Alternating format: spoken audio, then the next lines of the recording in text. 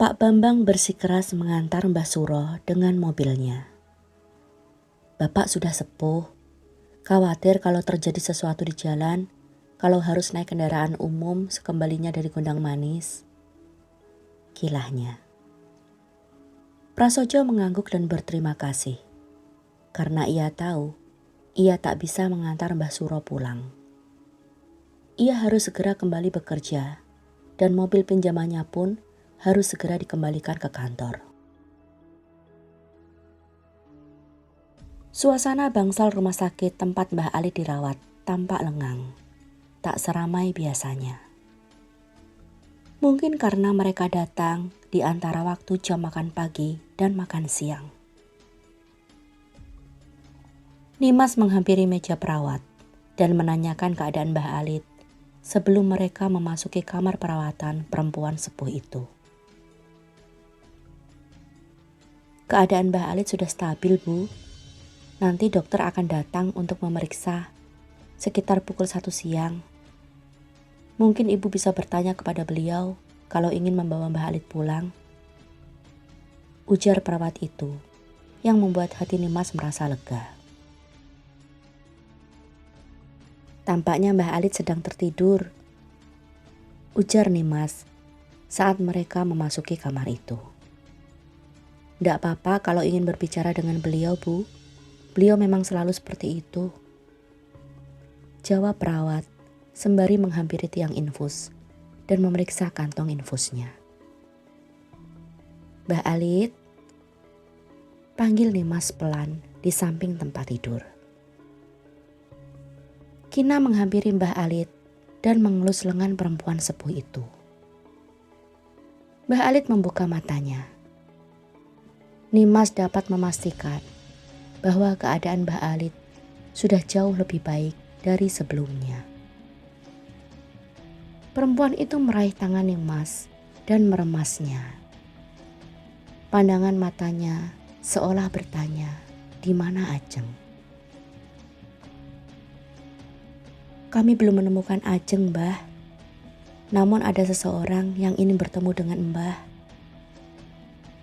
Ujar Nimas, seraya menoleh dan menganggukkan kepala ke arah Pak Bambang dan Mbah Suro yang berdiri agak jauh di belakangnya.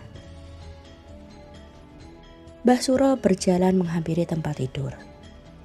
Mbah Alit memandangnya penuh selidik.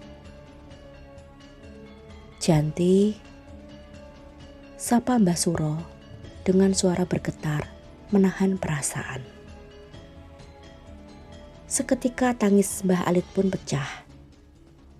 Ia mengenali lelaki sepuh itu, meski telah berpuluh tahun lamanya sejak pertemuan terakhir mereka. Mbah Suro membungkuk dan memeluk erat cinta sejatinya, seolah tak ingin melepaskannya lagi. Mereka saling berpelukan dengan derayan air mata. Dunia seakan senyap, hanya menyisakan mereka berdua. Nimas, Prasojo, dan Pak Bambang ikut menitikkan air mata, menyaksikan pertemuan yang mengharukan itu. Dokter mengizinkan Mbah Alit untuk pulang. Biarkan aku membawanya ke Sambang Rejo, Mbak Nimas, agar aku bisa merawatnya, pinta Mbah Suro. Tapi Mbah, apa nanti tidak merepotkan? Tanya Prasojo. Kami berencana membawa Mbah Alit ke rumah kami saja, biar Nimas bisa menjaganya. Mas Prasojo, aku sudah menunggu puluhan tahun untuk bisa hidup bersama Janti. Lagi pula, biarlah Mbak Nimas mengasuh Kina saja, tanpa perlu direpoti oleh hal-hal lainnya. Kalian bisa menghubungi kami kapan saja bila ingin tahu keadaan Janti. Bila kalian datang berkunjung pun, pintu rumah kami akan selalu terbuka lebar untuk kalian. Sekali lagi, izinkanlah aku untuk merawat Janti, pinta Mbah Suro. Benar Mas Prasojo, Mbak Nimas, Bapak sudah lama mencari Bu Janti. Nggak apa-apa kalau beliau sekarang tinggal bersama kami. Kami sama sekali tak keberatan, ujar Pak Bambang menimpali. Bagaimana Mbah? Mbah mau ikut dan tinggal di Samangrejo? Tanya Nimas kepada Mbah Alit. Perempuan sepuh itu memandangi Mbah Suro yang membalasnya dengan senyuman dan anggukan kepala. Akhirnya Mbah Alit pun ikut menganggukkan kepalanya. Baiklah kalau begitu, sebaiknya kita kembali dulu ke rumah Mbah Alit untuk memeriksa kondisi rumah dan mengambil barang-barang yang perlu dibawa, ujar Nimas. Semua orang menyetujui usul itu.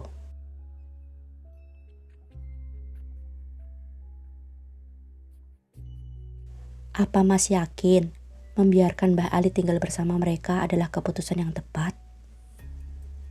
Tanya Nimas gundah. Mereka sudah beberapa menit yang lalu meninggalkan halaman rumah Mbah Alit.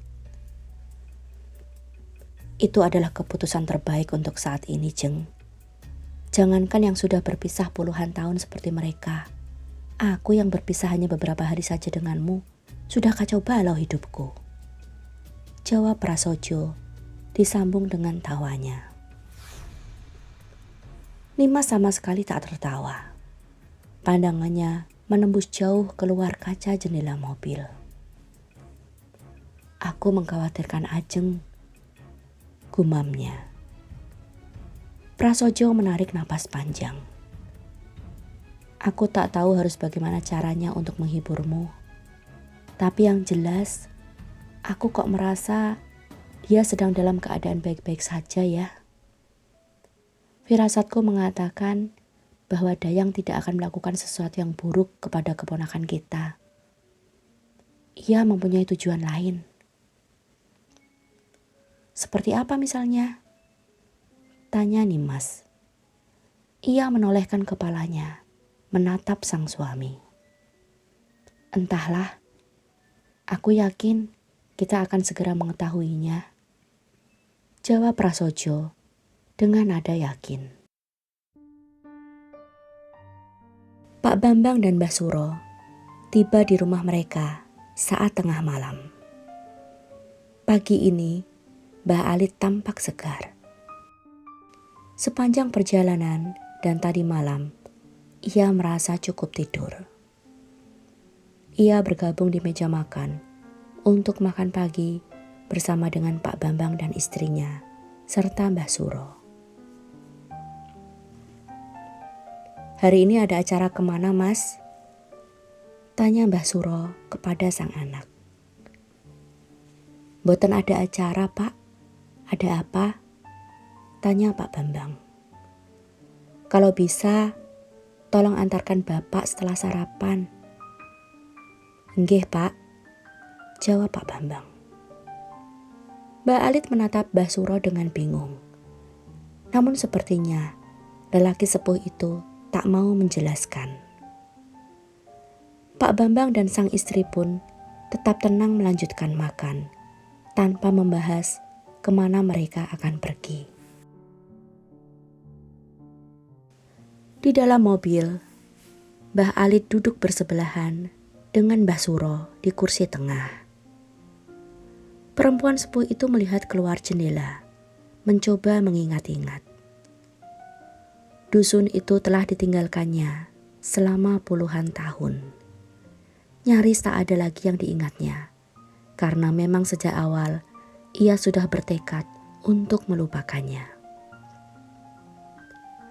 Dari rumah Pak Bambang, ia tak tahu kemana arah tujuan mereka. Namun, setelah mereka melintasi sebuah danau, Mbah Alit menyadari sesuatu. Hal itu membuat jantungnya berdebar kencang. Jalanan itu menuju ke rumah masa kecilnya. Rumah milik mendiang Ki Jalasetra. Mbah Alit memandangi Mbah Suro, meminta jawaban. Lelaki sepuh itu balas menatapnya dengan seulas senyuman tipis. Ya, kita ke rumahmu. ucapnya. Air mata menitik di sudut mata tua Mbah Alit. Perempuan itu mengusapnya dengan ujung kebaya. Bibirnya terkatup rapat, menahan isak haru. Mbah Suro meremas jemari Mbah Alit, memberinya kekuatan. Pak Bambang menghentikan mobilnya di jalan masuk menuju ke rumah. Ia memilih untuk menunggu di dalam mobil, untuk memberi waktu berdua bagi sang ayah dan Mbah Alit. Mbah Suro menuntun Mbah Alit turun dari mobil dengan hati-hati. Perempuan sepuh itu tak menyangka kondisi rumah masa kecilnya masih terawat dengan begitu baik. Tanaman melati dan mawar di pekarangan yang ditanamnya sewaktu ia belum menikah, kini tampak tumbuh dengan subur dan rimbun. Bunganya merekah dan menyebarkan aroma yang harum dan segar. Bangunan rumah itu pun tampak terawat dan bersih. Bahkan sepertinya pernah dicat ulang dengan warna yang sama. Area pendoponya tampak bersih, seolah selalu dibersihkan setiap hari.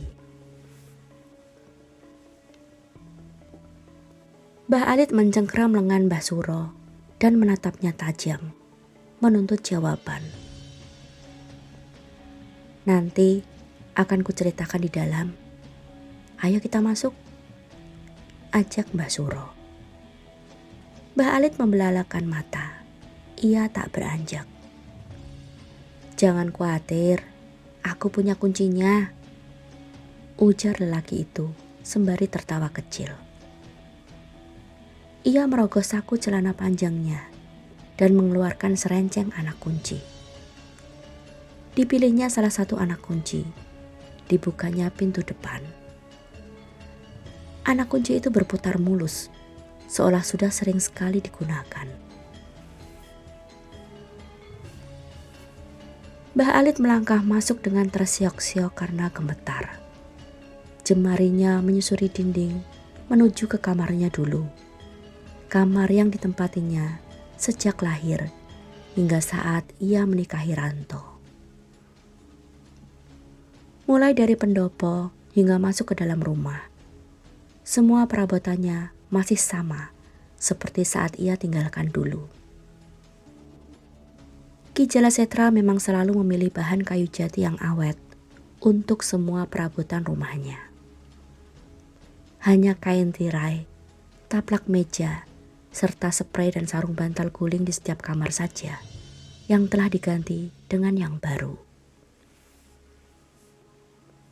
Mbah Ali duduk di tepi ranjang, bertiang kelambu di dalam kamarnya. Mbah Suro duduk di kursi pendek di depan meja rias, menghadap perempuan itu. Aku menemui Ki Jiwo setelah kepergianmu. Beliau memberiku kunci rumah ini dan sebuah kotak kayu yang hanya kaulah yang boleh membukanya.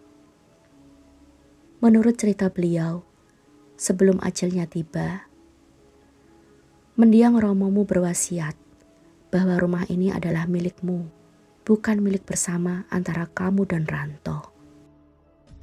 Sehingga bila romomu menyerahkannya kepada Ki Jiwo, maka Ranto tak akan bisa merebut dan menguasainya darimu. Ki Jiwo sudah berusaha mengerahkan segala daya dan upayanya untuk mencarimu sampai akhir hayat beliau. Saat beliau sakit, aku membesuknya. Beliau berpesan, bila suatu saat aku dapat menemukanmu, agar menyampaikan permintaan maafnya kepadamu. Maaf karena tak bisa menyelamatkanmu sesuai wasiat romomu. Mbah Alit menangis sesenggukan mendengar cerita Mbah Suro. Lelaki itu meletakkan semua kunci rumah itu dalam genggaman Mbah Alit. Nah, sekarang rumah ini kembali kepadamu. Oh ya, satu lagi. Kotak kayu itu ada di dalam lemari pakaianmu. Bukalah sendiri. Mbah Suro membantu Mbah Alit untuk berdiri. perempuan itu membuka lemari pakaiannya. Kondisinya masih sama seperti berpuluh tahun lampau. Mbah Suro berjongkok dan meraih kerak paling bawah di belakang tumpukan sprei. Kotak kayu itu berada di sana. Ukurannya hanya selebar telapak tangan Mbah Alit. Kuncinya yang paling kecil. Tunjuk Mbah Suro pada genggaman Mbah Alit. Mbah Alit sudah akan membuka kotak kayu itu saat terdengar panggilan Pak Bambang dari arah pintu depan. "Pak, apakah semuanya baik-baik saja?" tanya Pak Bambang. Nadanya terdengar khawatir. "Iya mas, ndak apa-apa. Sebentar lagi kita pulang," jawab Mbah Suro. "Ayo kita pulang.